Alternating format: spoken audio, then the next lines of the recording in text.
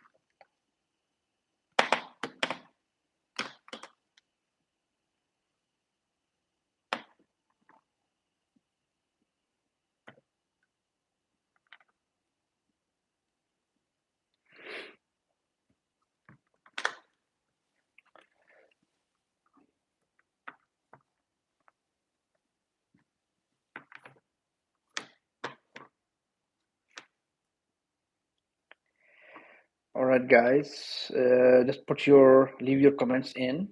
Let me adjust the camera. I can't adjust the camera for some reason. Okay, that's fine now. Okay. All right. If you can just put the comments on so that I can see that who is watching and what are the questions. So basically, the basic plan of conducting this session is to discuss about the Kaps thing, discuss about the job prospects of the overseas pharmacists in Australia, as well as to talk about, so what's the procedure after the Kaps exam. So talk about something related to immigration thing and visa options. So most of the time, like I would like to talk about the Kaps exam.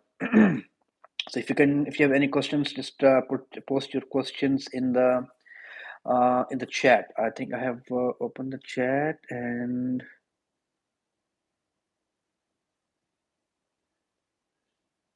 okay, the chat is open now. Okay, all right, more people are coming. So I have got so many questions. I've got laptop here, so I've got so many questions which you guys have sent me on the Facebook page. So let me start with those ones.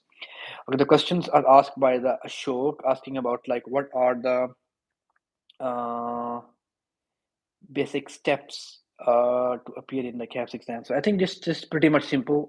You have to go to the Pharmacy Council website, and on that website, make your a profile there. Put your all documents, which includes your transcript, degrees, passport, bio page, and all these kind of things. You should post all of these things over there, and then upload all of these things, and you will get your eligibility assessment within 4 to 8 weeks time. So once you get that, you will be eligible to sit in the CAPS exam. So then you have to book the exam in your country if it's happening there, or else you can I think travel to the country. Like for example, most of the Asian countries, they travel to Dubai, Qatar, or these countries, or even I think it's happening in India and Pakistan now. So you have to book the exam and then pass the exam, and then that's all. That's an easy step. So it's a www.pharmacycouncil.org.au is a website.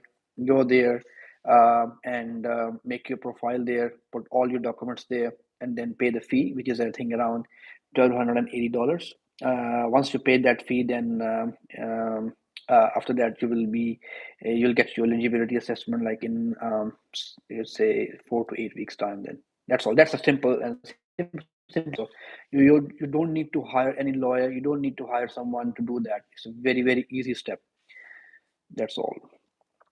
All right. So guys, so from the YouTube guys, like if you have got questions, just put in the comment section, and I will read your questions first. Okay. The next question is like, what are the books we should recommend, which you recommend to pass the Caps, to study for the Cap. Okay, so basically, as far as the Caps exam is concerned, so you are not supposed to read plenty of books. You should study very concise and very relevant. So in that regard, like you can study from the CPR, and if you haven't got a clear concept of the pharmacology, then you can study from the Lippincott as well if you want to. And if you want something, yeah, also the recalls. So CPR, Lippincott, recalls are the best sources, best starting points actually. Okay, I have got a comment from the Tosif Akhtar. What are the chances of getting visa after clearing the CAPS exam? All right. This is a very valid question. Okay, so after the CAPS exam, securing a visa is a bit technical these days because you have only got option for the 407 visa. But I think I have mentioned in my last video that there are few states in Australia which are going to offer like easy visa streams for the pharmacists. So right now, the only option would be to get 407 visa. That's the easiest option you can have and apply for the 407 visa. Okay, the condition for the 407 visa is to find a sponsorship or find a job in Australia. So, if you can find a job here and that employer will sponsor you for the visa, then you can easily come to Australia on the 407 visa. So that's the easiest way. Otherwise, like you can also apply for the 190 nomination, which is a state nomination. You can also apply for the nominations from the different states. So that's other procedure, but that's a bit lengthy pathway. The fastest pathway would be to go for a job, apply for the job, get a sponsorship, and apply for the 407 visa.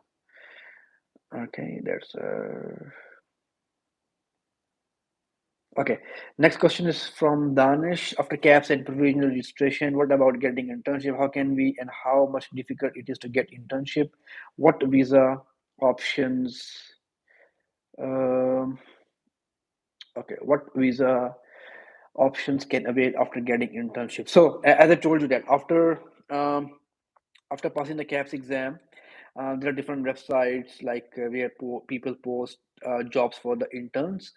One of the top-notch website is www.seek.com.au, and you can apply there for the intern position. And they will, of course, they are in need of a pharmacist here. So of course, you will, if your CV is good enough and your profile is good enough, you will get a response back from the employer. So when it happens, then he will be happy to sponsor you as well.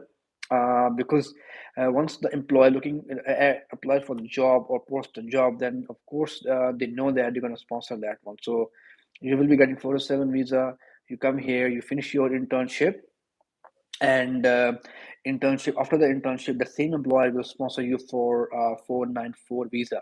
So 494 visa will allow you to work in Australia. And it's a work permit, kind of work permit thing. It's valid for 5 years. You can work in Australia with full working rights. Plus, after 3 years on that visa, you will be eligible to apply for permanent residency. So the first time is 407 visa, then 494 visa, and then you will apply for the permanent residency. Okay, next question is from MQ. Documents necessary to be attested for eligibility assessment. No, you don't need any documents to be assessed. You don't need any documents to be attested or for to apply for the eligibility and anything. Not at all. No. Okay, and job means internship. Yeah, so basically, in different countries, like internship means, you have to work without pay or you are just learning in that. But in Australia, like if you are doing an internship, it is also known called as a residency kind of thing. So 1 year internship training, which will be fully paid. So like intern almost get like $25 an hour. This is the basic salary of the intern here. So yeah, it's completely paid.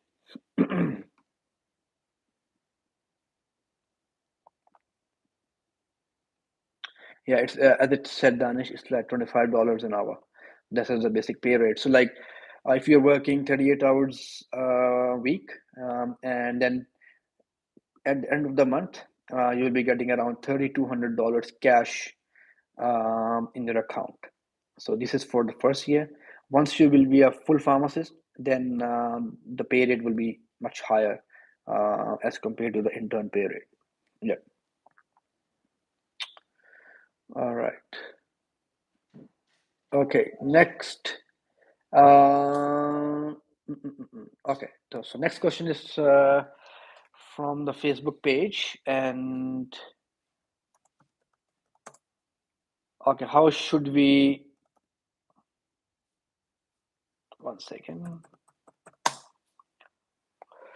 Okay, so next question is from the Facebook page asking, should we study the whole CPR or we should study the specific chapters? Of course, the specific chapters. So you are not supposed to read the whole book, like which is inhuman to study the whole book. It's hell amount of information there. So the most relevant thing you should study from the CPR would be the chapters from 19 till 49 chapters are the most relevant chapters. As a pharmacist, because you guys are a pharmacist, you should know that what is relevant and what is not. So if you are studying a chapter, you should analyze yourself that which is relevant for the Kaps exam and which is not. For example, in the chapter, if the chapter is talking about any kind of contact lenses or any glasses or anything like that, then that's not of your concern. You're a pharmacist, you have to deal with the medications and and anything related to that, anything related to therapeutics. So you are not supposed to uh, study the these kind of things. So read the whole chapter and then filter out the relevant information from there. Okay. The next question is from the Khushbu Patel. I'm a clinical nurse in Australia, but had completed masters in one second. Okay, pharmacy from overseas. So do you think going back to pharmacy is beneficial? Look, this is a very tricky question actually. So it's up to you actually. This is not difficult at all because if you are working as a clinical nurse here, and right now, working as a pharmacy is a bit more tough as compared to the clinical nurse, which is my perception, might be wrong, but if you have done your bachelor's in the pharmacy and you're working as a clinical nurse, that's fine. But if you think you have kind of asking this question means that you want to be back in the pharmacy profession. So this is not difficult at all. It would be much easier because you're already in that environment. You're already working in a clinical environment, and that will immensely help you to pass these exams and working as a pharmacist. And I told many people, like, even if you don't want to pursue your career as a retail pharmacist or a pharmacist in Australia, then at least pass the exam, have got your registration, and then if you want to switch to industry or if you want to switch to any other field, that's completely your choice. But if you have got a registration, Australian registration, then that will definitely help you. That would be a plan B ready always for you. Alrighty. Next is the question is from,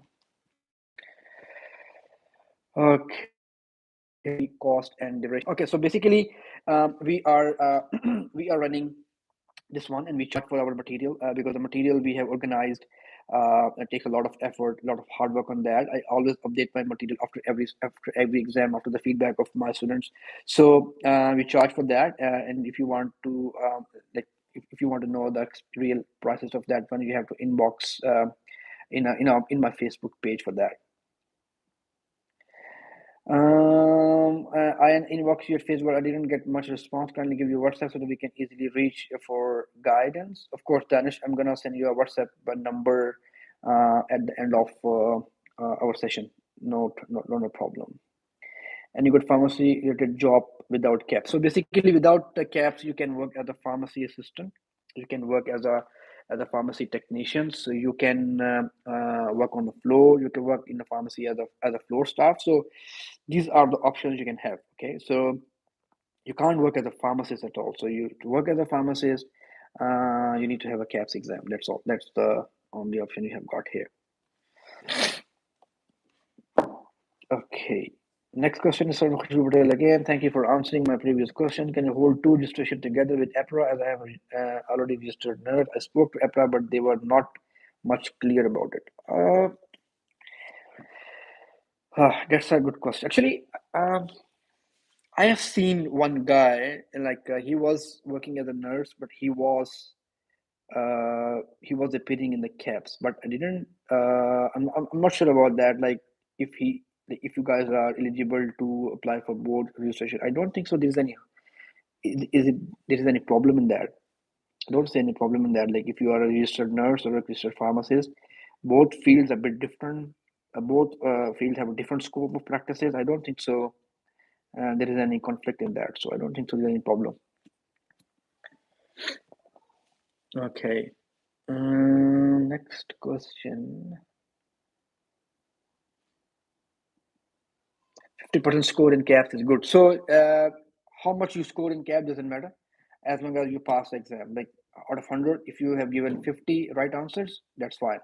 You will pass the exam. So it doesn't matter if you got 50 marks or 80 marks or 90 marks. They're not gonna tell you the marks actually. They're gonna tell you pass or fail. That's all. So don't worry about the marks. This is not a typical, school going things. So that's not at all. Okay. Alina Tawkir, can we get internship in Australia without from our home country? Do they give visa on that? Of course, yes. As I told you that you can get a visa for internship, but the condition is you have to secure a job here. So when I say secure a job, that means secure an internship. So internship is a full-time job here. Okay, so it's not like an internship in Pakistan and India, like where you go for and take everything easy, take everything for granted. Here, internship is a full-time job. It's a fully paid job. You have to do that. You have to do that if you want to appear as a if you want to be a registered pharmacist here. So to secure a job means secure an internship. So if you can secure the internship, that employer will sponsor you for that visa. That's all. That's the fastest, and that's the only way actually.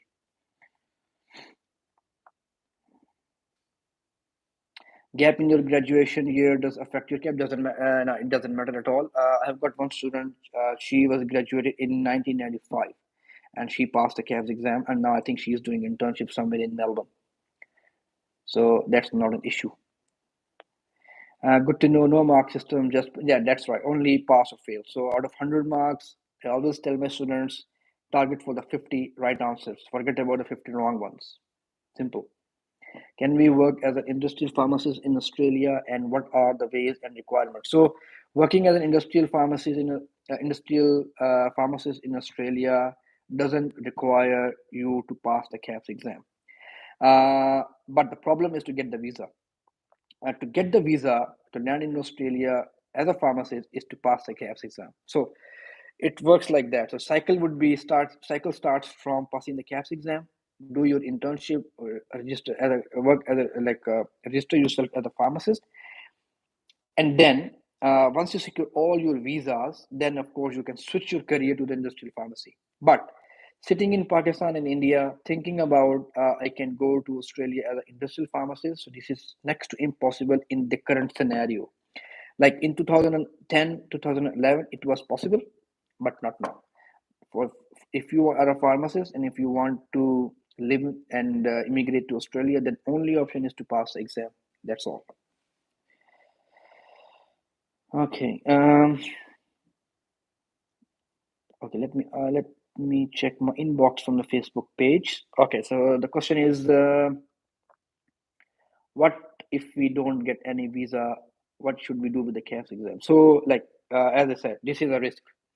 In anything there is a risk, so if you have passed the CAPS exam and then after that if you are not able to secure the job or the internship, then of course yeah, you have like there is no point of having CAPS at that time. But eventually I haven't seen anyone like who have passed the exam but is not able to secure the visa. Like this, people secure the visas in 2 months, 6 months, 1 year, or 2 years. So it takes time. It takes time, but definitely you will get it. What's the pay rate of industrial pharmacy? So pay rate like starting is like $50,000 a year, starting from the 45,000 a year, which is not much. 45 to like 55, $60,000 a year is a starting salary for the industrial pharmacist. Um, yeah, and as you get more experience, then your pay rate is like get increased as well. My ultimate goal is to start my own pharmacy business. So, what's your opinion about it? So, if you're thinking about opening a pharmacy in Australia, I don't know if you're talking about Australia or in your country. If you're thinking about opening a pharmacy in Australia, then of course you can do that. This is the best thing to do, I think. Um, like I always say that owning a business or doing a business with a job is important. So if you're thinking like that, it's fine. How do we find internship from home country? Are there any site for that? Yes, I have just said that. Like there's a website called www.seek.com.au. This is one website. You can apply the jobs there. Make your CV professional, look professional. Write a nice cover letter. Put all your documents with that, and obviously you will get a response. This is one website. Then other website is the Jora, Jora, Jora Jobs. Just download the app and apply the positions there. And also on the LinkedIn, on the LinkedIn, what you can do is like try to find out who are the owners of different pharmacies. Like for example, let's say there's a Terry White chemist here, different pharmacies. Try to search on the LinkedIn the owners and try to reach them there. So the more you get closer to them quickly, then the more faster you will be chances that you will getting a green signal from them. Okay, Deep Gill, from where we get coaching for CAPS in Australia and syllabus material. I offer the CAPS material and coaching as well. If you need more information, then go to my Facebook page, which is CAPS Australian Pharmacy Exam. This is a page's name, CAPS Australian Pharmacy Exam, and yeah, inbox me there, and I'll give you more details about it. Not a problem, Alina. So it's my first live session actually, so that's why I don't have anything to put my cell phone on. Next time I'm gonna buy a tripod stand to do that actually. Sorry for that. Okay, next question is from Ali. It's asking about uh, should I get any experience to apply for the CAPS? No. So the day you got you graduated and you have got your transcripts and degrees, you are eligible to apply for the CAPS exam. So there is no requirement of experience. But experience will be beneficial if you are going to apply for an immigration later on. Like let's say you have graduated yesterday. Today you're going to apply for the CAPS exam. You pass the CAPS exam. You came to Australia. You finish your internship. You finish everything. Now, the time to apply for the immigration. The immigration is based totally on the point system. To get more points, you have to have experience for that. So like 3 years of international experience, overseas experience will give you 5 points. So that would be beneficial. So yeah, so experience is always a good thing to go. Hmm.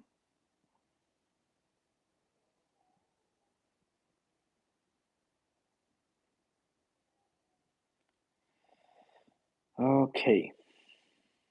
Okay. Next question will be from my Facebook page, which is what's the highest salary of the pharmacist in Australia? This is a very good question. These days, the pharmacist is like a hot cake here. If you can live in the regional area, especially in the regional areas, I have seen that people are getting $150,000, $150,000, $160,000 a year, along with the complete accommodation. So 120, 130 plus complete accommodation. So it's a it's a pretty good package actually. Yeah, this is the highest I have seen. PTE or IELTS? Yes, of course you can give IELTS. Sorry, IELTS and PTE both. Both are acceptable. But I would go for a PTE. This is much easier. Getting bands in PTE is much easier than IELTS. So thank you for your response. Can you start your training institute in Brisbane? I'm hoping to start my business of pharmacy once I get registration with my nursing job. Obviously, okay. Basically, um, we have got the coaching institute, but that's all online. The reason for having this online is online coaching is like everyone um, and anytime can have attend the sessions. Um opening of something physical, is very kind of difficult for people to take a ride and go to the pharmacy or go to the coaching institute and get the classes. Okay, so I think the new era or the modern time in the modern times actually, um, everything is online now. So sitting in at home or sitting in a train or like doing that, you can attend the sessions. I think that's the more fastest, more efficient way of doing that. And also like the people who are especially in Australia, they're working full time. Even in Asian countries, people are working, so for the working class, this is very, very hard to, take some time out to go for classes. So that's why, like our online classes are pretty much booked out all the time. The reason is that everyone is so convenient, flexibility with the hours, flexibility with the coaching session timings and everything. So everyone can attend the sessions. So yeah, this is one thing.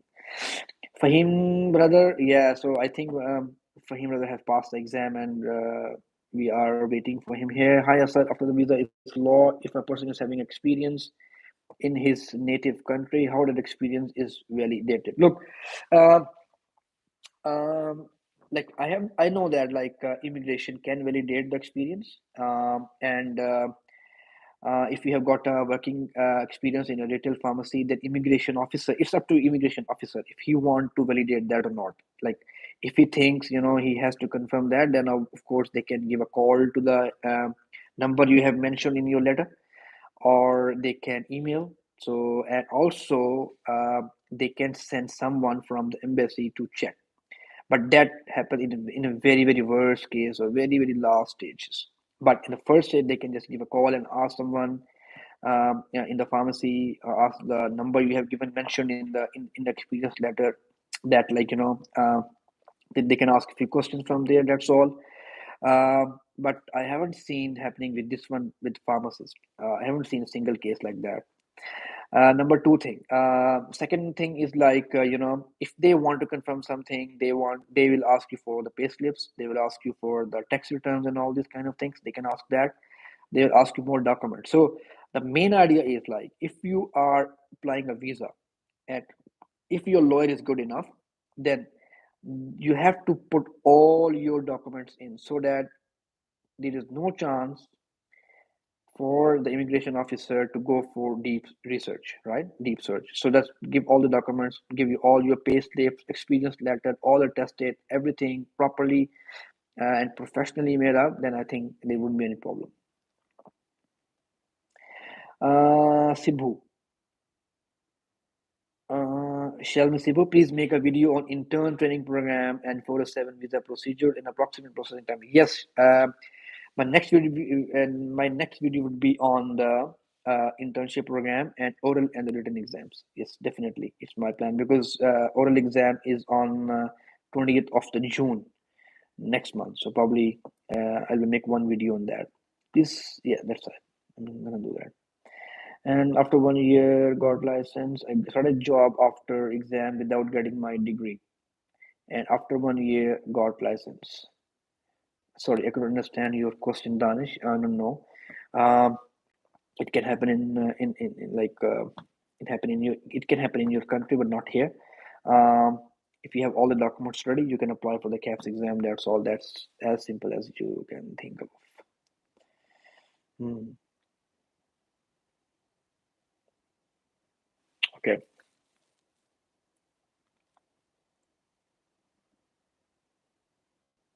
All right.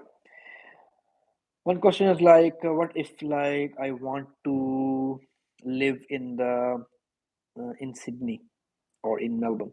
Look, uh, getting a job in Sydney and Melbourne is pretty tough because of because of more saturation and more population over there. But that's not impossible, especially in the current time.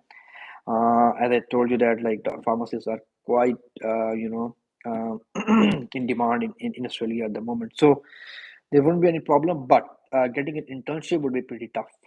Getting an internship in Sydney or in Melbourne or Brisbane in main cities is pretty tough because They got a lot of pharmacy schools over here. So every employer, they prefer to hire the local pharmacist first for the training, because they don't have to put a lot of energies to train someone, compared to one who is not in Australia, compared to one who is in living in overseas, have no idea at all about the basic things of Australia, basic legal things of Australia. Then of course they have to put a lot of energy. They have to put a lot of energy and mind to train you guys. So that's why they prefer to hire the local pharmacist here. So in the regional areas, because the local pharmacists don't want to go to the regional area, then the chances are like the employers from the regional areas, they will be happily sponsor you, uh, and you can come and live in the regional areas here. Can we go to the main cities after finishing our internship? Yes, if you have got a visa, like after finishing your internship, like of course, uh, if your employer is sponsoring you, then of course you have to live with the employer. If not, if you have secured your visa, and if you are free, you can go anywhere around Australia. It doesn't matter. But personally, because I used to live in Sydney before, I used to live in a regional area. I am living in a regional area as well at the moment. I prefer to live in a regional area which is closer to CBDs. The main there are many reasons of that. Living in a big city is a big problem as far as the noise is concerned, pollution is concerned. Plus, traffic problem is the main problem. Everything is expensive. Your accommodation is expensive. Regos are expensive. Every insurances are expensive. Everything is expensive in the main cities. Okay, if you're living in a regional area, then rents are a bit, economical. Everything is economical in the regional areas. So I prefer to live in a regional area, quiet, calm. Like in 10 minutes, 15 minutes, you can get to work, come back from work. As compared to Sydney and Melbourne, it take 1.5 1 hour drive to work and come back to work. So it's your choice at the end of the day. Is there a period high in regional area or big cities? The period is very high in the regional areas.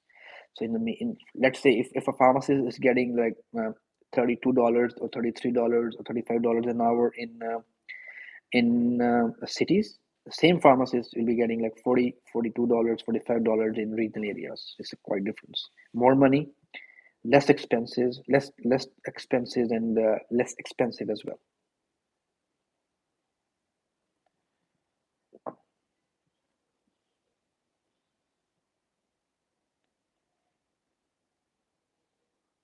Okay. Okay, next question is from the Caps student from the exam page. Okay, is it difficult to work as a pharmacist in Australia? Look, everything is difficult. If someone is paying you 1,50,000 dollars a year or $1,40,000 a year, then of course that job is not easy. Especially the job of pharmacist is quite stressed, quite difficult in Australia. I'm not like I don't want to get scared. I don't want you guys to get scared about that. But every job which is regulated, every field which is regulated is like it's difficult, and especially because of the COVID thing, which was happening like in the last 2 or 3 years. So that makes life of a pharmacist pretty tough, just because of that. So yeah, it's a pretty tough, but you can do it. That's not a problem. Dear sir, what is the average weekly residential expense in a regional area? So, if you are living in a regional area and if you're living in a reasonable house, like a two-bedroom house and one washroom and proper like backyard, something like that, it's kind of a minimum house, then you can get a house for around like $350 a week to $450 a week. So between 350 and $450 a week.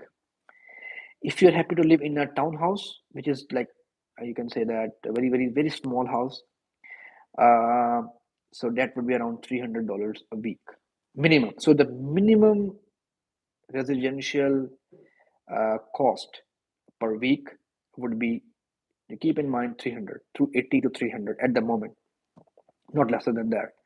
This is the minimum residential cost living in the regional areas. This is minimum. So what I suggest you, like if you're coming on a sponsored visa, just try to manage for 1 year. Try to manage and try to live that year like kind of just would be a hard year for you. Just live that. Once you be a full pharmacist, then of course you can afford anything. Not a problem. Okay, after passing Caps, how to come to Australia if I find internship already there? Yeah, so if you have find an internship, tell that guy to sponsor you. That's the easiest way. That's the easiest way to come. That's all. Yeah, he can sponsor you. That's it. Okay, the last 5 minutes for that for the session. Okay, next question is like, can we go to the hospital after passing the CAPS exam? Yes, that's the only um, sane route for the overseas pharmacist to get into the hospital pharmacy. Pass the CAPS exam. Once you pass the CAPS exam, you will do your internship in a retail pharmacy. You will be a registered pharmacist, and then afterwards you can switch to the hospital pharmacy. Yeah, you can do that. What are the documents required for the eligibility assessment? So as I mentioned earlier, that your transcript, passport, photographs, degree. Um, that's all. Yeah, more or less. Four or five things. That's it. Hmm.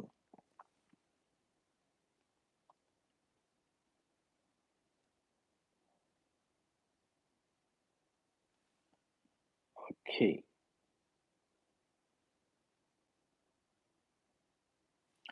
All right. If you've got any other questions, please post the questions now so that we can finish this one in the next 10 minutes.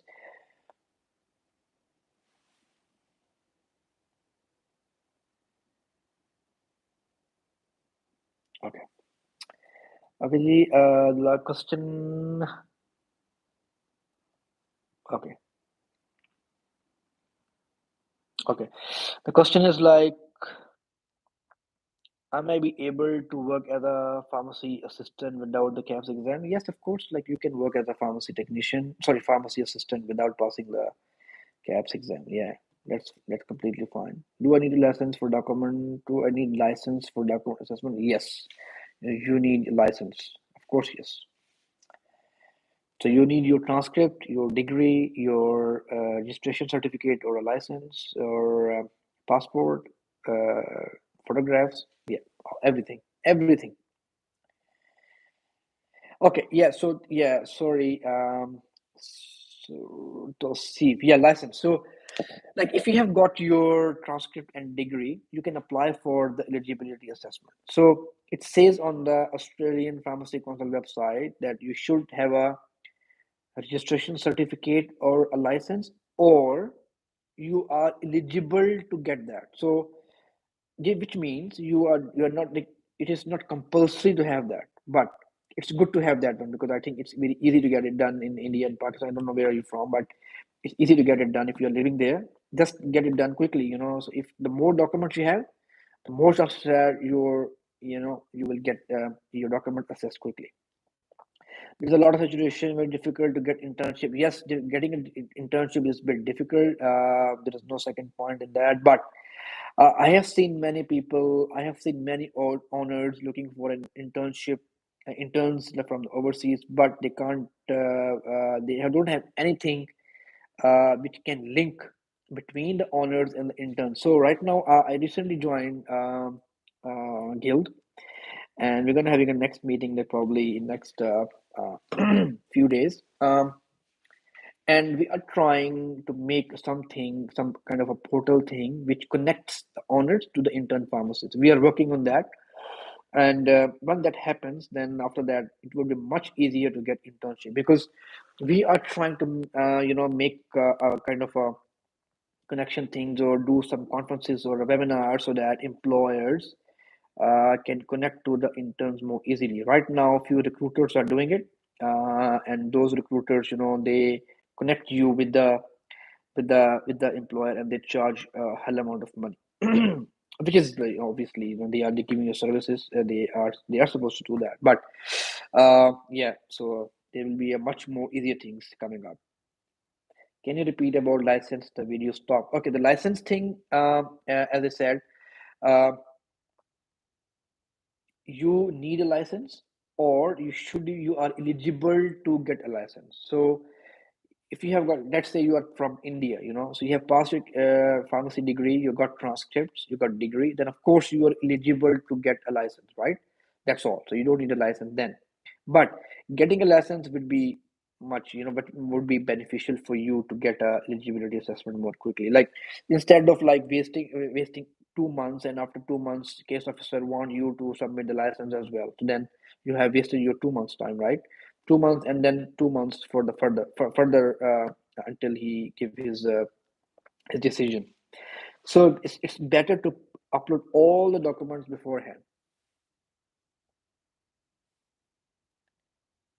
Teaching jobs as a pharmacist, no, you can't teach as a pharmacist here. You have to be PhD if you want to teach students in university.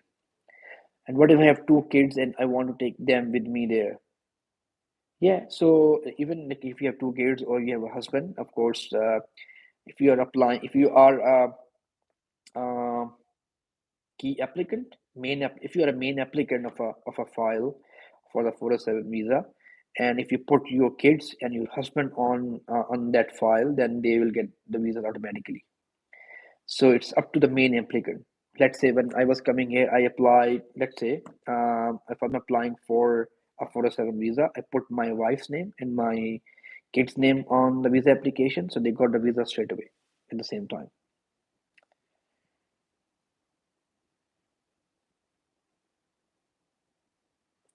Internship paid amount is enough for living there, like all accommodation and food expense can cover or not. Look, um, $3,200 is not enough, but if you know how to survive in difficult time, you can do that.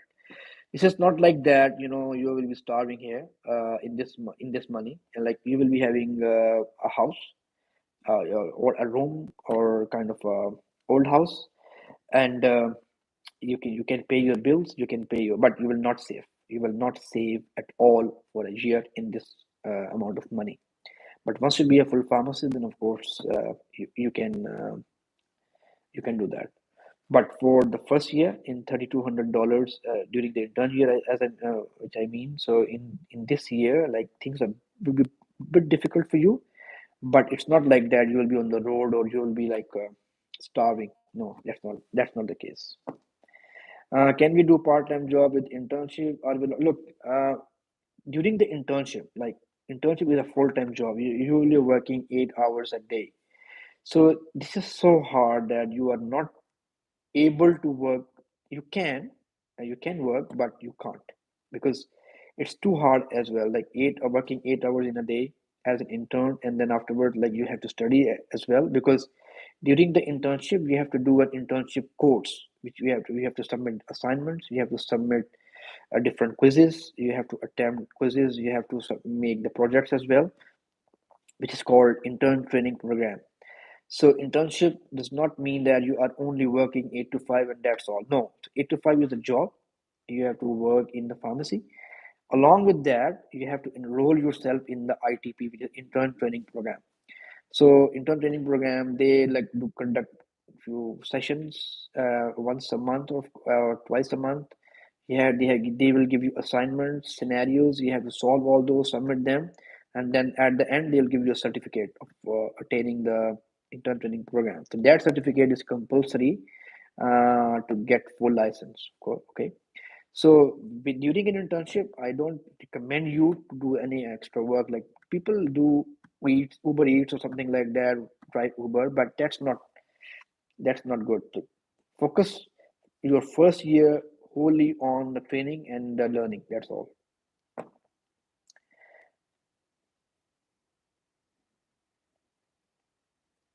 All right, guys, it's 45 minutes now. I think time up. Thank you very much for for watching the video. If you have any questions, you can just go to my Facebook page, which is Kaps Australian Pharmacy Exam page. Inbox there. and definitely I'll get back to you on that. And my someone asked me my WhatsApp number. So my WhatsApp number is +61 42 888 0707. Thank you very much, and good luck with your cat's journey. Thank you.